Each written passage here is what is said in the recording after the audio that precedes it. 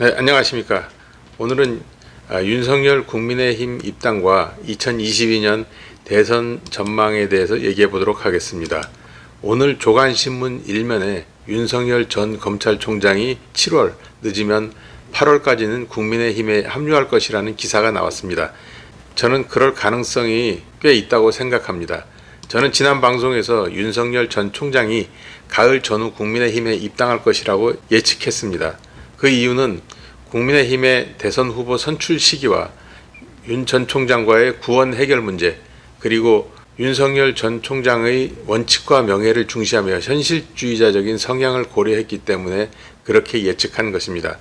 윤석열 전 총장은 본인이 정치 경험도 없으면서 제3지대를 만들어서 대선을 치른다는 것은 야당이 패배할 확률이 높아질 것이므로 이 문제는 고려하지 않을 겁니다. 윤 전 총장 주변에 정치에 욕심이 있는 사람들이 윤 전 총장의 지지율을 등에 업고 창당을 하면 내년 대선에 승리는 못하더라도 신생 정당의 입지는 어느 정도 확보할 수 있다고 계산을 했기 때문에 자신들의 이익을 위해 윤 전 총장을 이용하려는 측면도 있다고 봅니다. 물론 윤 전 총장의 국민의힘 입당에 미칠 여러 가지 다른 요소들이 있습니다.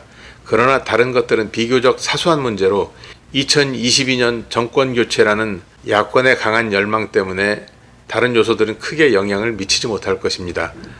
윤 전 총장과 국민의힘은 여름부터 본격적인 입당 논의를 시작할 것으로 예측됩니다. 말씀드린 대로 가을 전후쯤 입당할 것 같습니다. 국민의힘은 윤 전 총장 대선 가도를 위해 어느 정도 입지를 확보해주고 윤 전 총장은 박근혜 전 대통령 탄핵 관련하여 유감을 표명하는 선에서 어느 정도 정리가 될 것으로 예측을 하고 있습니다.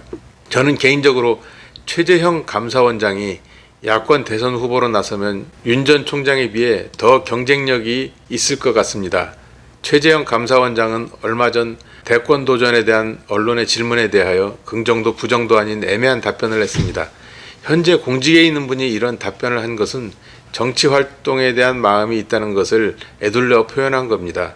여권에서는 이재명 경기지사 이외에 대선 후보가 보이지 않는데 최재형 감사원장이 야권 대선 후보가 된다면 이분의 성품이나 미담이 이재명 지사의 최대 약점인 과거 형수와의 갈등과 대비가 되어 이 지사에게는 불리한 구도가 될 겁니다.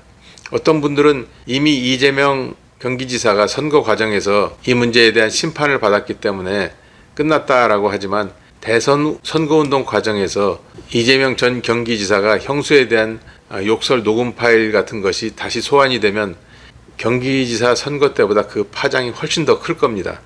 정치는 바람입니다. 박근혜 탄핵 이후에 민주당 쪽으로 불던 바람이 조국 사태부터 최근 LH 사태로 인한 민심 위반과 국민의힘 당대표 선출 과정에서 이준석으로 시작되는 젊은 돌풍으로 인해 이제 야당 쪽으로 불고 있습니다. 민주당이 바람을 자신들 쪽으로 돌리려면 과거에 대한 처절한 반성과 국정 운영에 대한 획기적인 방향 전환이 있어야 하는데 현재 정부 여당의 역학 구도상 그럴 가능성은 매우 희박해 보입니다. 지금의 구도로 가면 내년 대선은 야당이 승리할 것이 거의 확실할 것으로 판단되는데 그 과정에서 어떤 흥미로운 상황들이 발생될지 정말로 기대가 됩니다.